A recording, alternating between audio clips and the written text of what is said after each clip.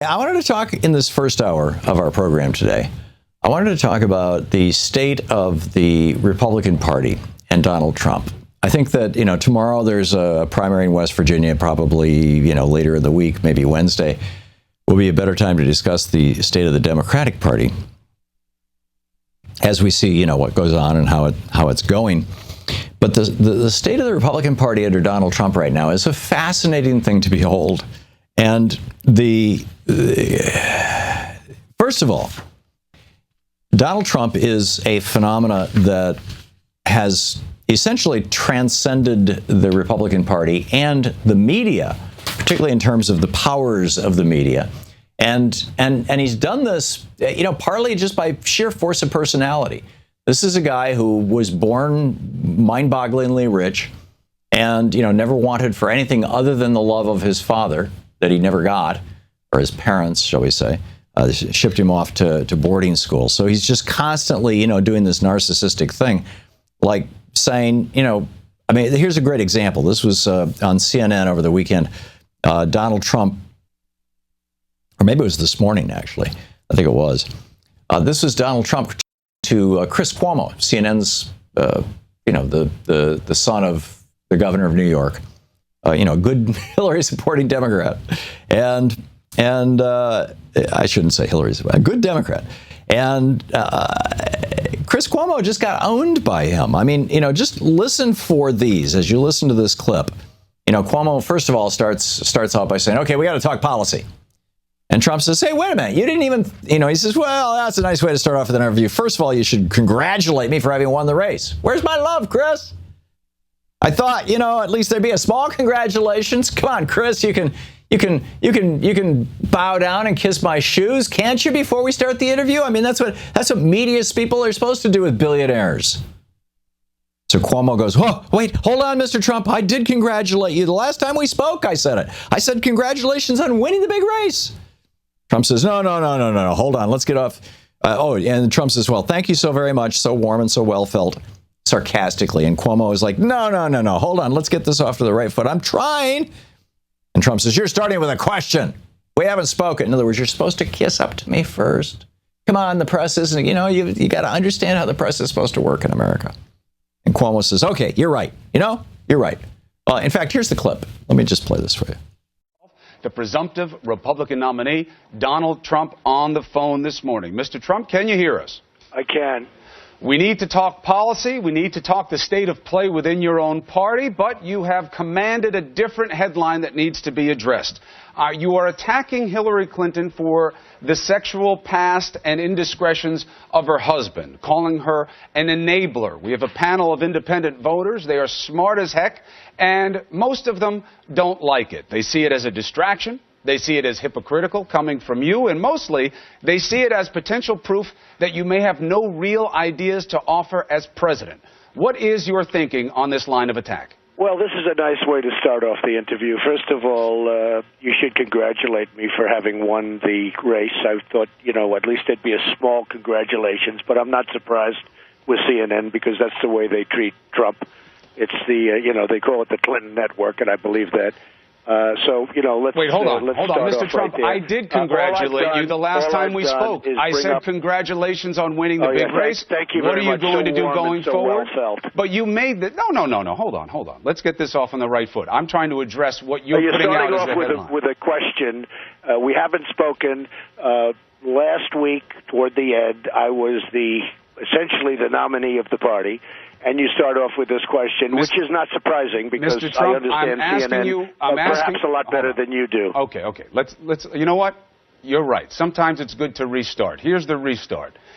There you go. Okay, fine. I'll kiss your butt. No power your shoes or whatever. Yes, I will bow down to you, Mr. Trump. I'm so very sorry. We spent a whole 20 minutes or 20 seconds, 30 seconds of actually a minute, 36 seconds of the interview trying to establish who's in charge here. And obviously who's in charge here is Donald Trump. Literally, that's what was going on right there. Cuomo comes on, "I'm the alpha dog. I'm going to ask you questions." Nope, sorry, you're not. Very, very interesting. I don't think I've ever been owned that badly, but maybe I have. I don't know. I'd have to go back and look, but it's been a while. That was pretty amazing. And let's keep in mind that I guess the good thing that Trump has done here, I mean, his ability to own the media, first of all, I think is exposing to all of us just how febrile, how pathetic our media is. How, the whole idea of putting the media in the First Amendment, putting the free press in the First Amendment, the whole idea of that, and the whole idea of all the laws we had up until the era of Reagan that limited ownership of media by geography so that you always had a diversity of voices all across the country rather than one giant company owning, or 6 or 7 giant companies owning more than 90% of the media, which is where we're at right now. The whole idea of putting that in the First Amendment was that the media would hold the government accountable. And if Donald Trump wants to be president of our government, he should be held accountable. But no, ain't going to happen. Ain't going to happen. And when he just says totally outrageous things, it doesn't happen. This is Donald Trump. Actually, I'm going to play this clip in the after the break because it's a fairly long one. But what Donald Trump is exposing here, and my question for you for this hour, is what is the heart and soul of the Republican Party? Because that's, there's this whole meme that is being played out in the editorial pages of the New York Times and on blogs and in the media and everything else is, Donald Trump fights for the heart and soul of the Republican Party. Paul Ryan fights for the heart and soul of the Republican Party. Lindsey Graham stands up for the heart and soul. What is the heart and soul of the Republican Party? I think it's a coalition. And I think the coalition is breaking down. I think it's a coalition of the nativists and racists. And by nativists, I'm not meaning the arguably literal term Native Americans, but the people who, basically white people who say this land is my land. We stole it fair and square from the Indians, and it's just that's it. So and he was the head of the birthers. We'll get back to that. Number 2, the Cold War and the Cold Warriors and the war profiteers. There's that coalition. There's the Libertarian Economics Wing.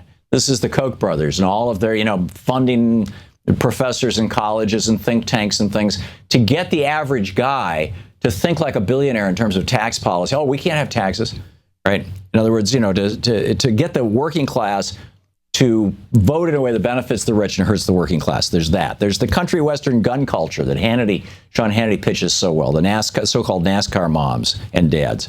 There's the religious nuts, from Pat Robertson to the anti-abortion fanatics. There's the disaffected militia folks, the paranoids. And then there's the reality show viewers, which is the people who watch Fox News, who are actually more poorly informed about the issues of the day than people who don't watch anything. The theater. And then finally, of course, you got the media that refuses to discuss actual issues and keeps reverting back to the horse race, because horse races are so much more interesting. It's a game. It's like a football game. Somebody's going to win. Somebody's going to lose. This does not serve democracy. This is the Thom Hartmann Program. So what is the heart and soul of the Republican Party? And is Donald Trump's the party's Rorschach test? So we're talking about what is the Republican Party really all about? And I would argue that the Republican Party, at least since the Reagan takeover, I mean, you could argue that during the Eisenhower administration, the Republican Party actually, stood for something. It stood for growing America. It stood for slow and gradual but positive change. And it was a somewhat conservative party, but with the exception of Barry Goldwater, who lost, in a landslide, the Republican Party that I grew up with, my dad's Republican Party, was really, a somewhat reasonable alternative to the Democratic Party. And the Democratic Party was, far more progressive back then. It was the party of the New Deal. It was the party of Medicare and Medicaid. It was the party of the social safety net. It was the party that brought us unemployment insurance. It was the party that brought us Social Security.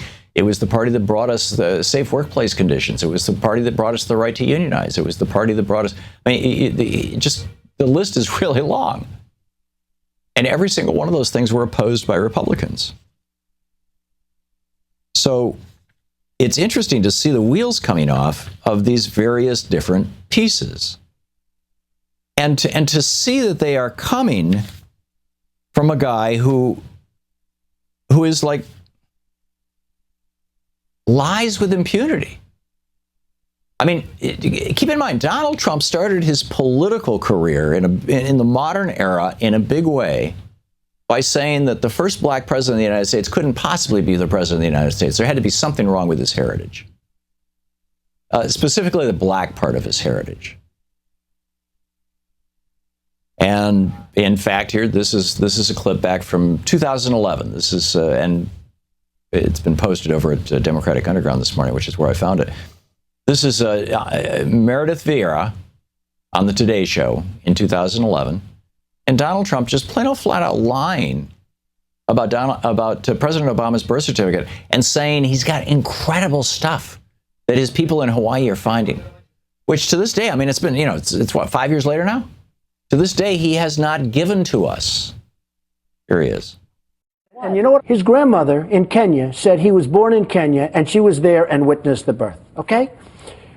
He doesn't have a birth certificate, or he hasn't shown it. He has what's called a certificate of live birth. That is something that's easy to get. When you want a birth certificate, it's very hard to get. But it's considered the equivalent. And in the it's not the equivalent. In the state of Hawaii, they said they have seen this document. It is evidence that he was born in the United States. That's good enough for them. Scholars have looked at it. A birth certificate is not even close. A certificate of live birth is not even signed by anybody. I saw his. I read it very carefully. Doesn't have a serial number, doesn't have a signature. There's not even a signager. Do you believe he's lying? I'm starting to think that he was not born here. Do you believe he's lying, Donald? Come on, just answer. He spent $2 million in legal fees trying to get away from this issue. And if he weren't lying, why wouldn't he just solve it? And I wish he would, because if he doesn't, it's one of the greatest scams in the history of politics and in the history period. You are not allowed to be a president if you're not born in this country. He may not have been born in this country. And I'll tell you what, 3 weeks ago, I thought he was born in this country. Right now, I have some real doubts. I have people that actually have been studying it, and they cannot believe what they're finding. You have people now down there searching, in Hawaii? Absolutely, and they cannot believe what they're finding. I would like to have him show his birth certificate. And can I be honest with you? I hope he can. Because if he can't, and if he wasn't born in this country, which is a real possibility, I'm not saying it happened, I'm saying it's a real possibility, much greater than I thought 2 or 3 weeks ago, then he has pulled one of the great cons in the history of politics. This is how this guy started. That black guy in the White House, he's not legitimate. That's the subtext of the whole thing. Right? And even though he's running against John McCain, who was born in Panama. Oh, man. So what are the pieces to this, and what does this mean for the Republican Party? I mean, you look at the different pieces of the heart and soul of the Republican Party. In a way, the election of President Obama was a Rorschach test for all of us who call ourselves Democrats. Progressive Democrats saw in President Obama sort of a Bernie Sanders figure, somebody who was going to fundamentally transform how America worked. Regular mainstream Democrats saw in President Obama a guy who knew how to work with Wall Street and knew how to work with big business and, knew how to schmooze and got along with people and was a very, very competent and brilliant politician. And then, of course, there was just the historic nature of an African American as president. So we all viewed him through our own Rorschach test lens. We all saw what we wanted to see in him. I think, the same thing's happening with Republicans. And it depends on which faction you're talking to. But I talked to a couple of people over the weekend who were saying, Donald Trump, he's far more liberal than the Republican Party, and therefore, particularly if he holds these positions on trade and on taxes, and he's going to cut my tax, then maybe I should vote for him. I'm like, what? But you travel around the country and you have conversations with people like sitting on airplanes or in airports or whatever, and just the strangest stuff. I can't tell you how many cab drivers I've had in the last couple of weeks who have said, "Yeah, Trump." I'm like, really? And it's usually one thing. The most common one is, well, he's a businessman. He knows how to run a business. And so he'll know how to run the country. I'm sorry, the country's not a business. The country is what defines business. The country is a completely different thing from a business. It's like,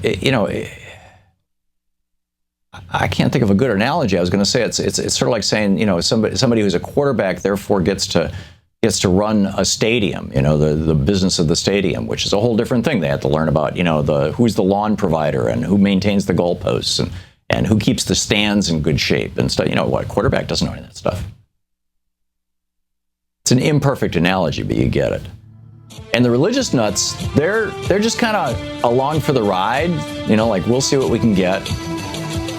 The country western NASCAR gun culture group, they're like, well, he's a New Yorker who was in favor of gun control laws in New York, but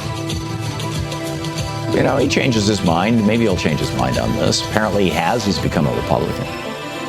What the heck is the heart and soul of the Republican Party? To watch more clips from our programs, hit the Watch More Videos button over here. And please be sure to hit the handy-dandy subscribe button so you'll always be up to date. Tag, you're it.